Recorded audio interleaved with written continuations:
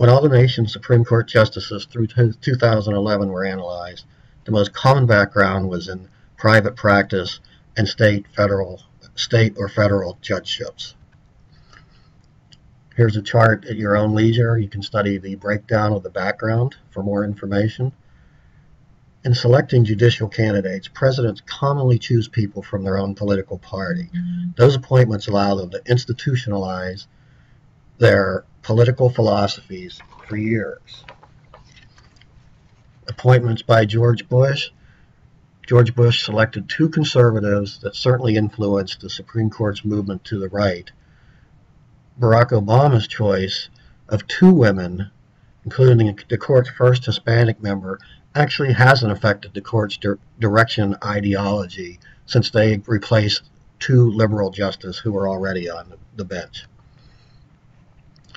The impact of ideology is clear in Senate confirmation hearings. Almost 20% of candidates have been rejected or otherwise denied by the Senate.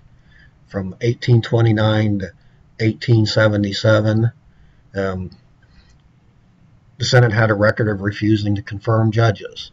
Recent years have had mixed results. Clarence Thomas faced strong objections amid sexual harassment charges. And the process for the approval process for district and appeals courts also is highly partisan and contentious. Due to the 60-vote requirement in the Senate, the minority party has significant power and can threaten with filibuster to slow or halt the process. Courts now play a large role in national politics and policy making, so fierce debates erupt when deciding who will preside over them. Judges are supposed to interpret and apply the law, but in doing so, they invariably make policy. Courts have the authority to decide whether actions of other government branches are constitutional, called judicial review. If not articulated in the Constitution, it was formally claimed in the Marbury versus Madison case that we discussed earlier in the semester. When a federal court declares a law unconstitutional, it affects only that jurisdiction, but when the Supreme Court does it, it affects all states.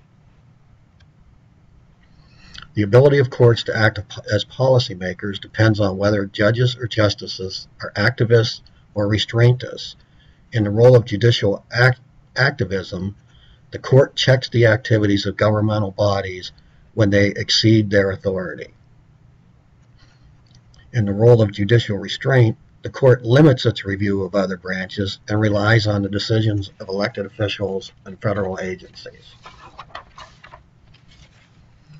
Activism is often associated with political liberalism and restraint with conservatism, but the reverse also is possible.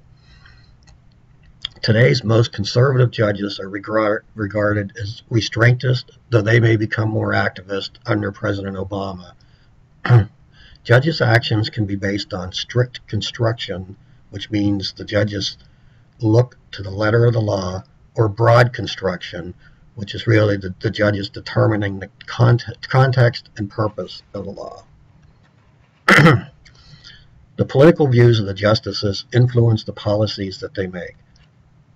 Under William Rehnquist, judges reflected the philosophies of Republican presidents who had appointed them, but not all decisions mirrored conservative ideology. An example, Sandra Day O'Connor gradually shifting to the left and Anthony Kennedy providing swing votes. Still, in 1995, the court ruled that Congress overreached its powers with the school zone gun ban, yet in 2003 it ruled that Congress had the right to regulate marijuana above and beyond state laws. These apparently opposing views actually stem from the same underlying conservative ideology. During its first term, the Roberts Court accepted few controversial cases, though its decisions did drift to the right.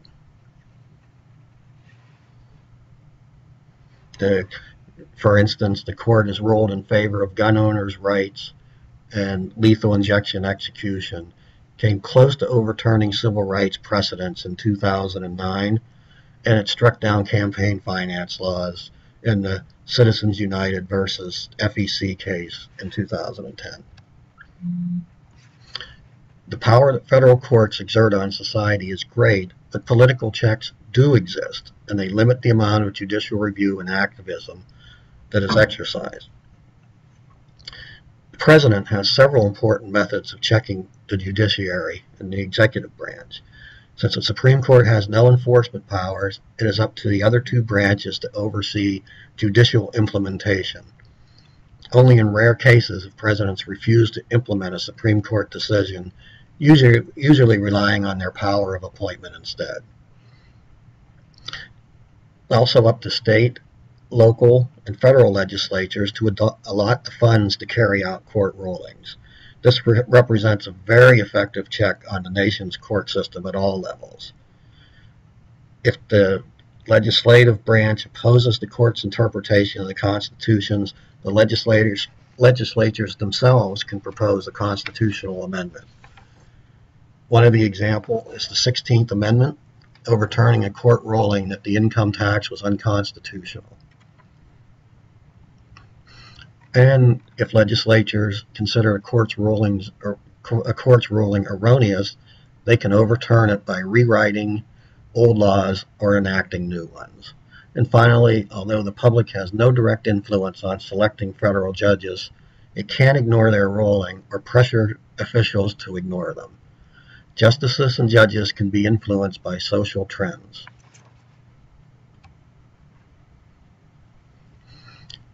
The courts also check themselves. The Supreme Court regularly exercises self-restraint, following the mandates of traditions and doctrines, and knowing that the other branches and the public will exercise checks.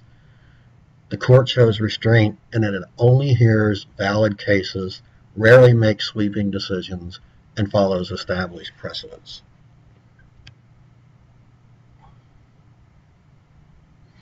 Since the courts only hear justiciable disputes, they do not rule on hypothetical issues. They often refuse to rule on matters that involve a political question. That's one that ought to be resolved by the elected branches of government, though today fewer issues are categorized this way than in the past. And finally, if lower courts dislike a Supreme Court ruling, they cannot overturn it, but they can ignore it, usually indirectly. They may decide it is ambiguous, open to interpretation, or not applicable to the circumstances before them. That completes the lecture for this chapter. Please check under the course documents for this chapter for additional assignments.